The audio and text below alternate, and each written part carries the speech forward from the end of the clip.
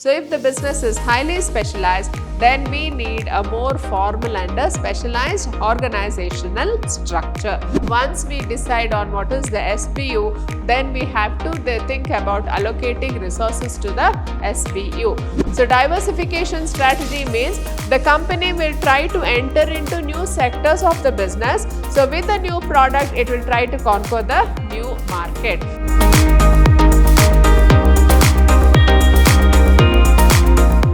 Hello everyone, I am Purnima, faculty in the Department of Commerce and Management, Vidhyaashram First Grade College, Temple of Excellence, MYSURU.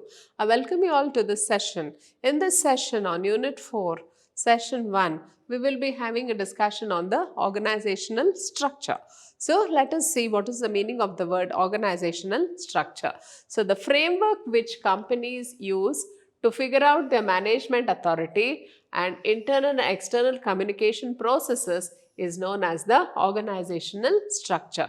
So organizational structures are nothing but the chain of authority, or it is the structure of hierarchy in a company. So we all know that there are various levels of management in a company, and through this organization structure, the organization will be functioning. So each job position in this organizational structure will be connected to each other. So there is an authority and responsibility relationship between each of the job positions, whether it is the superior and the subordinate. So each one will be answerable to his superiors. So in this way, we can see that the organizational structure is a chain of authority or a chain of authority responsibility relationships which binds the organization together, and through the organization structure, the organization will function. So the activities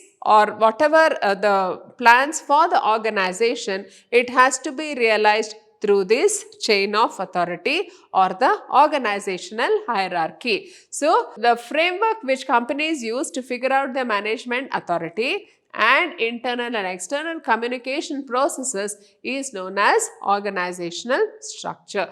The structure includes policies, duties, and responsibilities of each and every individual in the organization. So when we have a job position, so each job position will have its own authority, responsibility, and answerability, accountability, and of these job positions, they are bound by the policies of the organization. So each of these positions, it includes the policies, duties, and responsibilities of each and every individual in the organization. So the organizational structure as such, it is the basis through which the organization will function. So it is influenced by several factors, both internal and external. So business owners are responsible for creating the organizational structure framework of their company. So when we decide about the organizational structure of a company,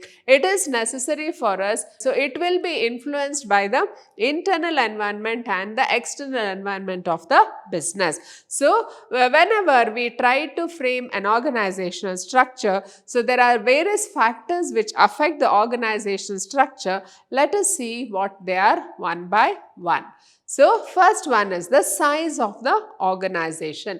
Size is one of the driving factors for a company's organizational structure. Smaller businesses do not need a vast structure, but large business organizations generally require a more intense framework. So if the organization is very large with more than 10,000 employees working, then we need to have a very large organization structure to see that each of the employees are well managed. But if it is a small organizational structure, then we don't need much positions, and as such a flat structure will be sufficient.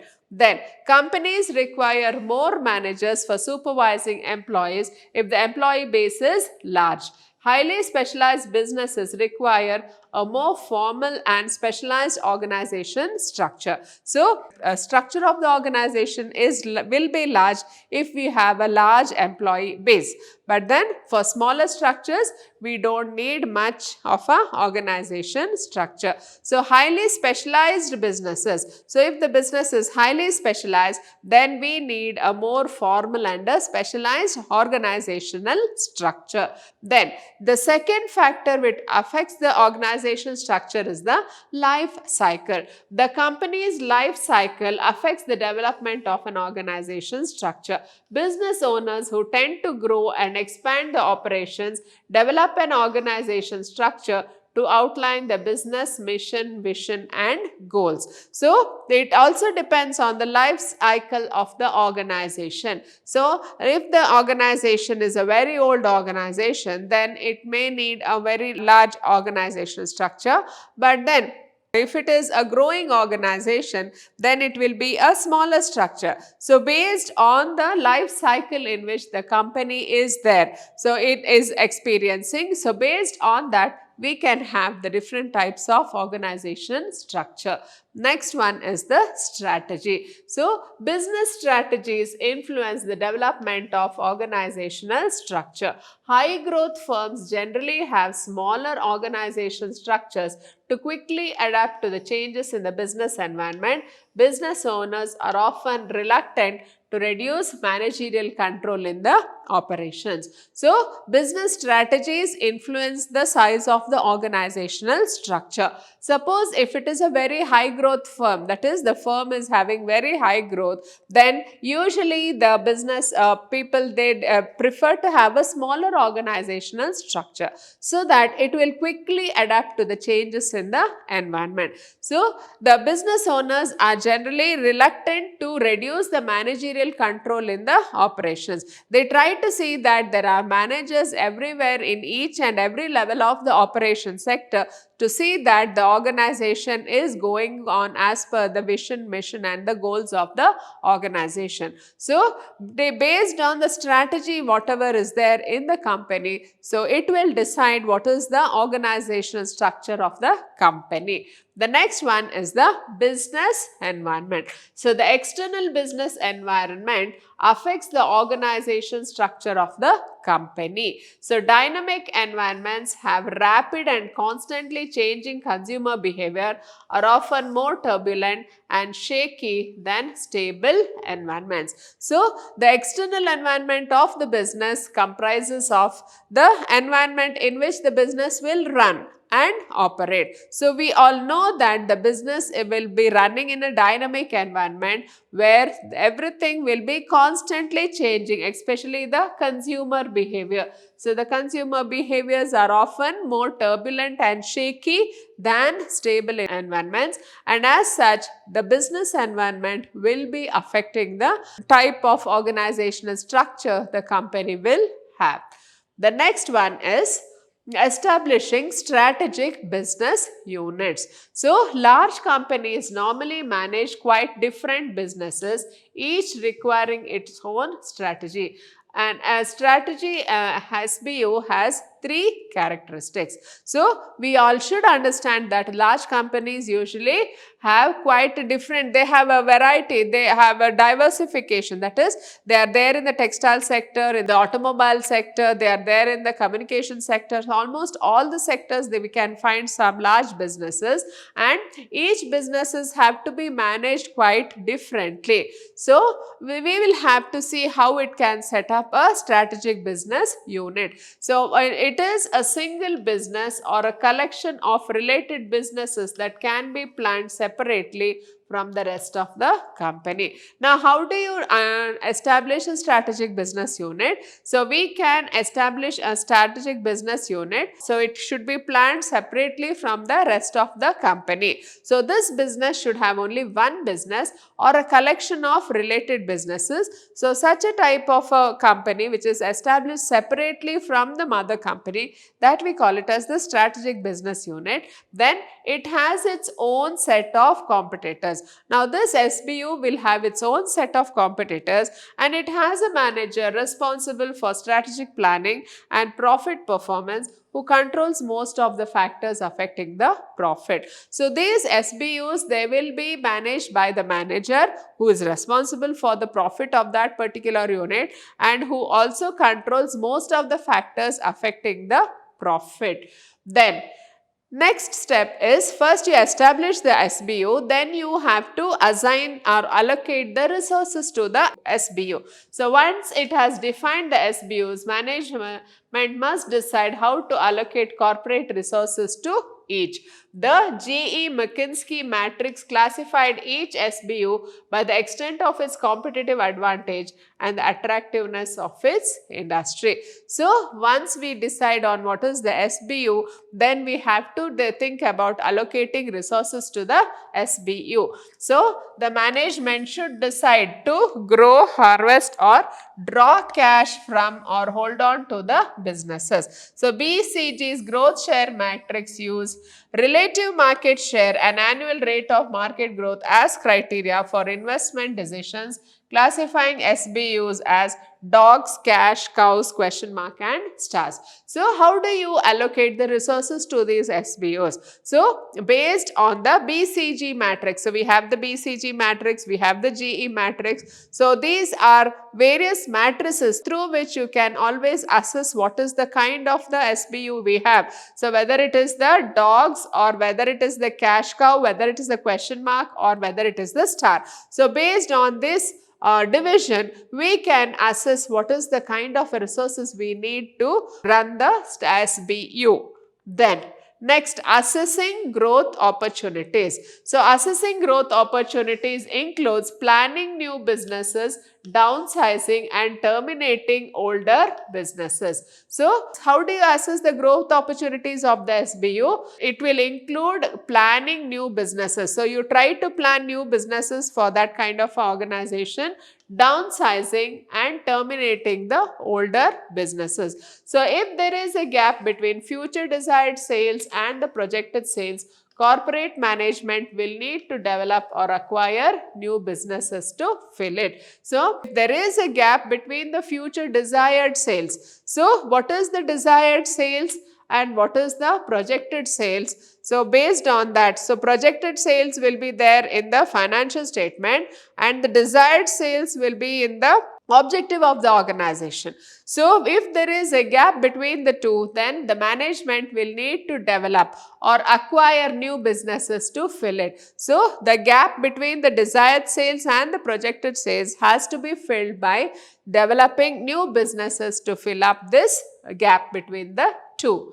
Next one is the intensive growth corporate. So management should first review opportunities for improving existing businesses. So what are the opportunities there for the existing business? So one useful framework is product market expansion grid, which considers the strategic growth opportunities for a firm in terms of current and new products and markets. So we have to just review what kind of a business it is. So opportunities for improving existing businesses. So one useful framework is product market expansion grid. So with the help of this grid, we should consider the strategic growth opportunities for a firm in terms of current and new products. So what are the various opportunities for a firm in terms of current and new products and markets? So based on this, we have to just assess the intensive growth of the organization.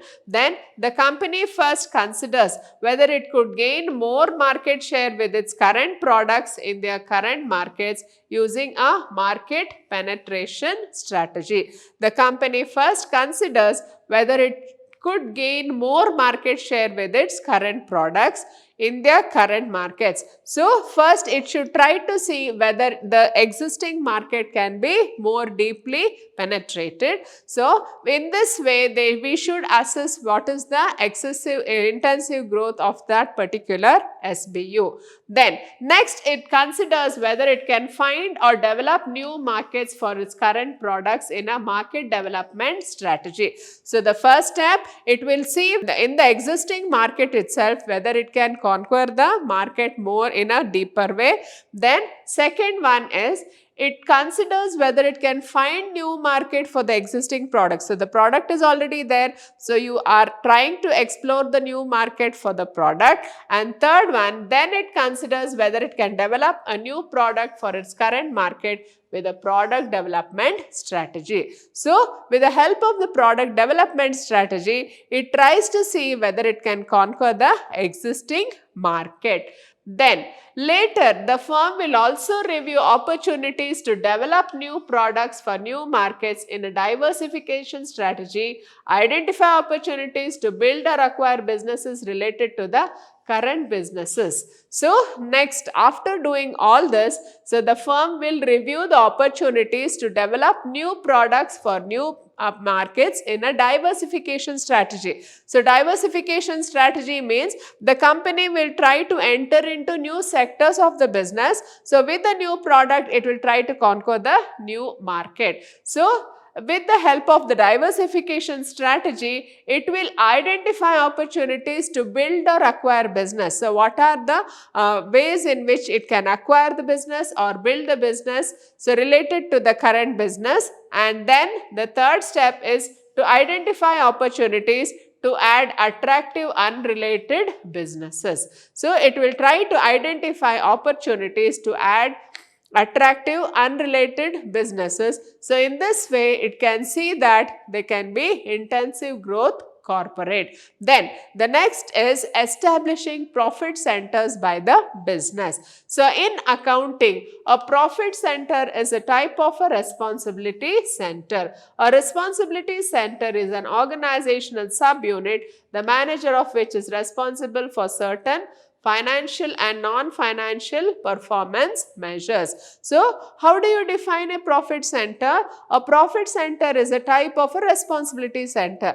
Now what kind of a responsibility it has? It has a responsibility of gaining profits for the company. So it is an organizational subunit, the manager of which is responsible for certain financial and non-financial performance measures. So financial means profit, non-financial means how much of market he has acquired. Furthermore, for accounting purposes, consider a responsibility center. In this case, a profit center is a distinct entity within the context of the larger organization. So a profit center is a distinct kind of a center in the context of a large organization. So large organization will be there. They will be having lot of branches which will be running. In this, one branch will be running very effectively. That is, it will be having making lots of profits. So that we can identify as the profit center for that large organization.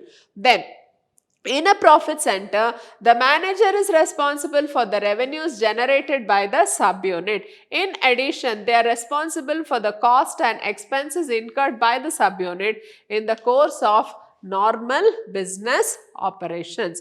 So in a profit center, the manager is responsible for the revenues generated by the subunit. So whatever the revenues they are generating in that subunit, the manager will be responsible. In addition to the profit, they are also responsible for the costs and expenses incurred by the subunit. So not only profits, they are also responsible for the cost incurred and also the expenses of that particular subunit. As a result, the manager of a profit center is responsible for the profits of the subunit. The primary goal is to maximize the subunit's net income. However, the manager of a profit center is not responsible for long-term capital investment cost. So we should understand that it will be the responsibility of the manager of the subunit to earn profit for that particular unit. So whatever income he is generating,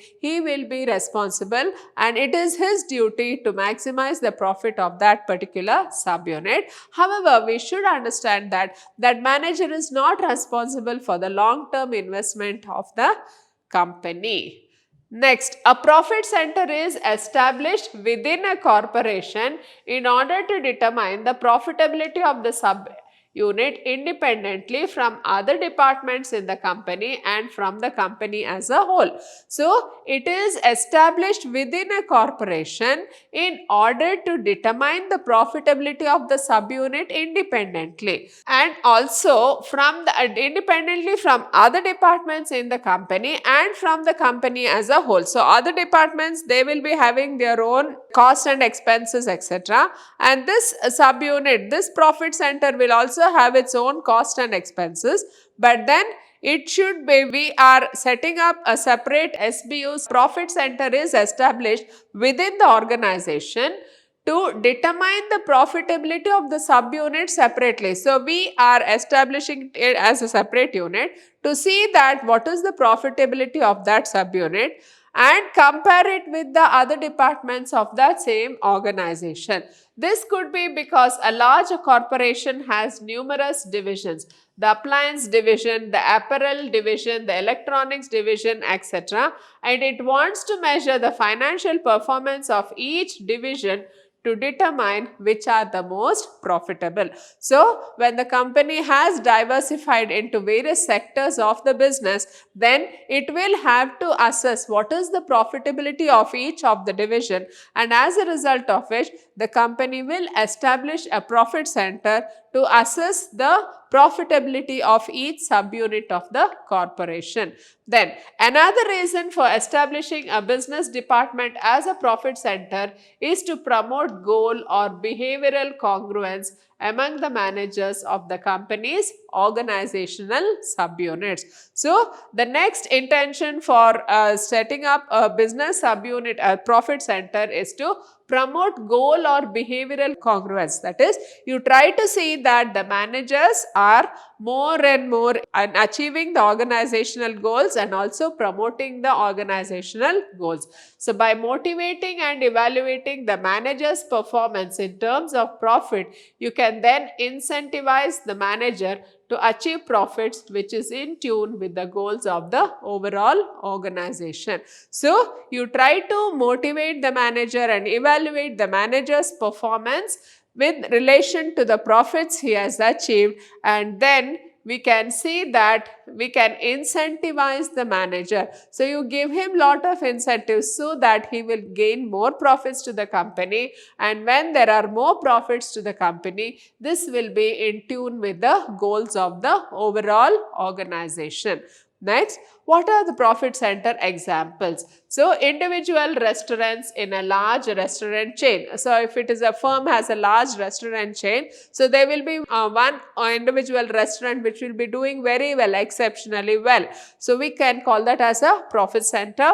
Then manufacturing divisions in a large corporations, and then individual retail stores in a larger retail chain. So, we have this Bata chain of stores all over the world, and then one of them will be doing exceptionally well, and that unit which does exceptionally well, we can call it as the profit center.